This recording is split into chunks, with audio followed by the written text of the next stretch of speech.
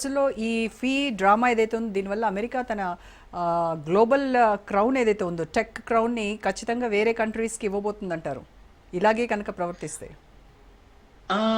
I'm not sure about that అండి. ఎందుకంటే మనము కొంచెం ఎగ్జాజరేటెడ్ సెల్ఫ్ అప్రిసియేషన్లో ఉంటాము. నాసానంతా మేమే నడిపేస్తున్నాము, మేము లేకపోతే రాకెట్ ఎగరదు, లేకపోతే సిలికాన్ వ్యాలీ అంతా మా కబ్జాలో ఉంది. కొంతమంది జీనియస్ లీడర్స్ ఉన్నది వాస్తవం. కానీ మనం ఒకసారి ఫిగర్స్ చూసుకుంటే మనం అంత అంటే ఇట్లా మనం వచ్చేసి కొలాప్స్ అయిపోతుంది అన్న బ్యాడ్ పరిస్థితి రాదండి. There are enough number of people who are non Indian, who are from China, Japan, Korea, European దేశాల నుండి, ఆస్ట్రేలియా నుంచి అమెరికా వెళ్ళి పనిచేయడానికి H1B వీసా అక్కర్లేదు అసలు. ఈ దేశాల మధ్య ఒక ప్రత్యేకమైన ఒప్పందం ఉంది, అట్లా వెళ్తారు.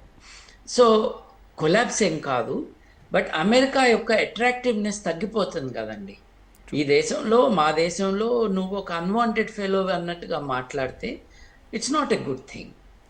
రెండోది, ఇది మనం అనుకోవటమే కాదు, భారతదేశం నుండి మనం అనుకోవటం ఈజ్ న్యాచురల్. ఎందుకంటే 5 లక్షల మంది ఉన్నారు.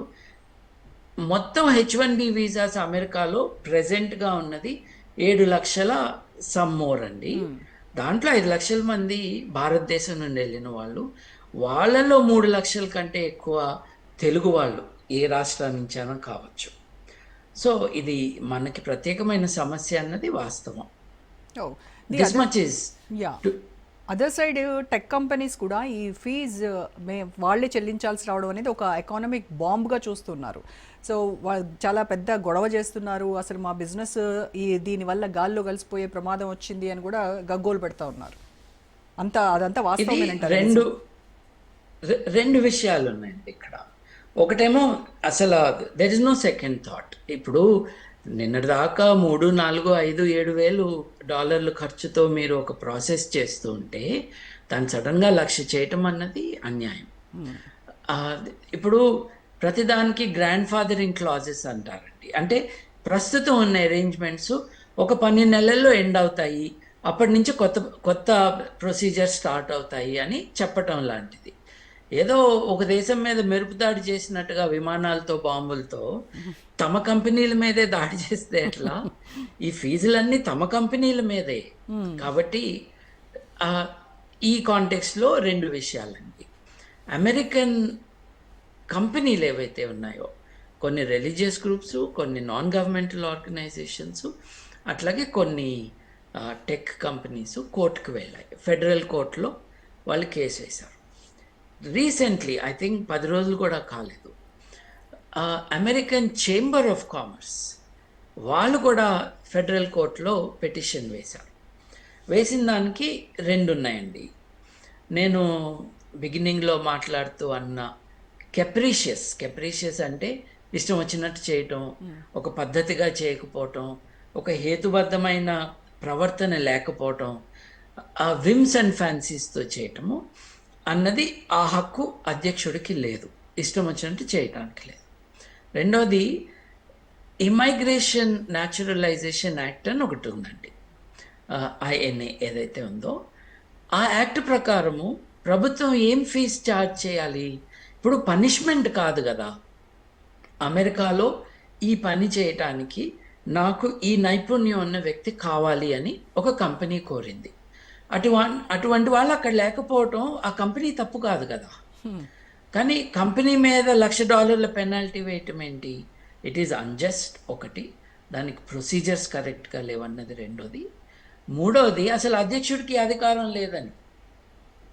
ఇప్పుడు దొరికినట్టు తెల్లతోలు కాకపోతే చాలు. ఇప్పుడు మనలాంటి వాళ్ళు అక్కడ కనిపిస్తే ఎవడంటే వాడు IC అన్నారు కదండి, ఇమైగ్రేషన్ కస్టమ్స్ ఎన్ఫోర్స్మెంట్ డిపార్ట్మెంట్ వాళ్ళు మాస్కులు వేసుకుని, అంటే వాడు ఎవడో కూడా మనకు తెలీదు, నిజంగా వాడో కాదో తెలియదు మనకి. వాళ్ళు కార్డు పట్టుకుని కార్డు చూపించకుండా కొంతమందిని ఎత్తుకెళ్ళిపోతున్నారు, వాళ్ళని సన్ సాల్వడార్లోనూ ఎక్వాడార్లోనూ పడేస్తున్నారు, అక్కడ జైళ్ళల్లో తోలేస్తున్నారు. మళ్ళీ 2-3 నెలల తర్వాత కష్టపడి వాళ్ళని వెనక్కి తీసుకొస్తున్నారు. ఇది మానవ హక్కుల ఉల్లంఘన అండి. ఈ విషయాలన్నింటినీ ఉటంకిస్తూ కోర్టులో కేసెస్ ఉన్నాయి. అన్ఫార్చునేట్లీ ఈరోజు సుప్రీంకోర్టు, అమెరికా సుప్రీంకోర్టులో ప్రెసిడెంట్ ట్రంప్ అపాయింటీసే మెజారిటీగా ఉన్నారు. సో అక్కడ న్యాయం జరుగుతుందో లేదో డౌట్ఫుల్. చూడాలండి. కానీ ఎగ్రీజియస్ రాంగ్ అంటే ఎంత తప్పు అంటే మీరు ఏ పార్టీలో ఉన్నా ఏ సైడ్ ఉన్నా కూడా ఇది తప్పని చెప్పాలి. అది చేస్తారో లేదో అన్నది చూడాలండి. ఒక ఉన్మాదంతో నడుస్తుంది అక్కడ ఫారెన్ పాలసీ, మైగ్రేషన్ ఇది. కానీ at some point though I say మనం వచ్చేస్తే అదేం కొలాప్స్ కాదన్నది వాస్తవం. కానీ మన అవసరం కూడా ఉంది కదా. యా మనం ఎగ్జాజరేట్ చేసుకోకూడదు మన రోల్. 5 లక్షల మంది అక్కడ H1Bలో ఉన్నారంటే అందరూ హైటెక్లో లేరు, బట్ అంతమంది ఉన్నారంటే లోకల్గా లేరనే కదా. లోకల్గా లేరన్నది వాస్తవం. సడన్గా ఇంతమంది వచ్చేస్తే రీప్లేస్ చేయడానికి అమెరికన్స్ కొంతమంది ఉండొచ్చు, కొంచెం ఆ కంపెనీస్కి పనిష్మెంట్ కూడా. ట్రంప్ 2.0 అవుతారు అంటే పూర్తిగా మారిపోయిన చంద్రముఖిని చూస్తున్నట్టుగా ఉంది ఇప్పుడు ఆయన తీరు. అంటే కేవలం అక్కడ అమెరికన్ ఓటర్స్ని తన వైపు తిప్పుకునేటువంటి ప్రయత్నంలో ఈ అమెరికా గ్రేట్ అగైన్ అని, అమెరికా వాళ్ళకి, అమెరికన్స్కే అమెరికా ఉద్యోగాలని ఇలాంటిది ఏమైనా పట్టుకు దాన్నే హైలైట్ చేస్తున్నాడు అనుకోవచ్చు అంటారు.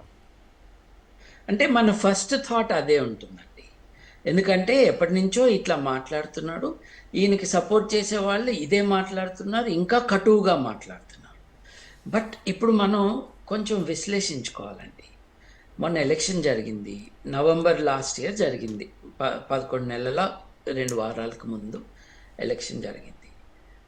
17 కోట్ల మంది ఓట్లు వేశారండి. 17 కోట్ల మంది ఓట్లలో 7.7 కోట్లు ట్రంప్కి వేశారు, 7.5 కోట్లు కమలా హ్యారిస్కి వేశారు. యా అంటే 20 లక్షల ఓట్లు మాత్రమే ట్రంప్కి ఎక్కువ వచ్చినాయి. అంటే 20 లక్షలు తక్కువ అని కాదు, 35 కోట్ల మంది జనాభా ఉన్న దేశంలో రైట్ 20 లక్షల ఓట్ల తేడాతోనే ట్రంప్ గెలిచాడు. 17 కోట్ల చిల్లర ఓట్లలో ట్రంప్కి 7.7 కోట్ల ఓట్లు వచ్చినాయంటే ట్రంప్కి వేయని వాళ్ళే ఎక్కువ మంది ఉన్నారు కదా. Yes sir.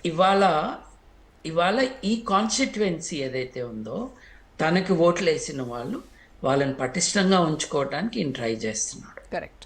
కానీ ఈ మిగతా 10 కోట్ల మంది ఉన్నారు చూడండి, ఆయనకు ఓటు వేయని వాళ్ళు ఇప్పుడు ఉద్యుక్తులు అవుతున్నారు రోడ్ల మీదకి రావటానికి. నో కింగ్స్, మాకు రాచరికం వద్దు, రాజులు వద్దు, రాజుల నుంచి విడిపించుకుని అమెరికాని మేము స్థాపించుకున్నాం 1776లో అని గొడవలు చేస్తూ ఉంటే 70 లక్షల మంది రోడ్డు మీదకి వచ్చారండి. యా జస్ట్ 2 డే, మొన్న సాటర్డే రోజు 2600 మీటింగ్స్ జరిగినాయి అమెరికాలో, ప్రొటెస్ట్ మీటింగ్స్. సో ఇప్పటికైనా ఈ 70 వీసాస్తో లక్షల మంది. ఆగుతుందా, లేకపోతే మళ్ళీ ఇంకా ఈ వీసాస్ సంబంధించి మళ్ళీ బాంబులు ఏమైనా పేలుస్తాడో అది కూడా మనం ఏమీ అతన్ని అజ్యూమ్ చేయలేకపోతున్నాం. Right, thank you so much Babu Gogineni garu for participating in this.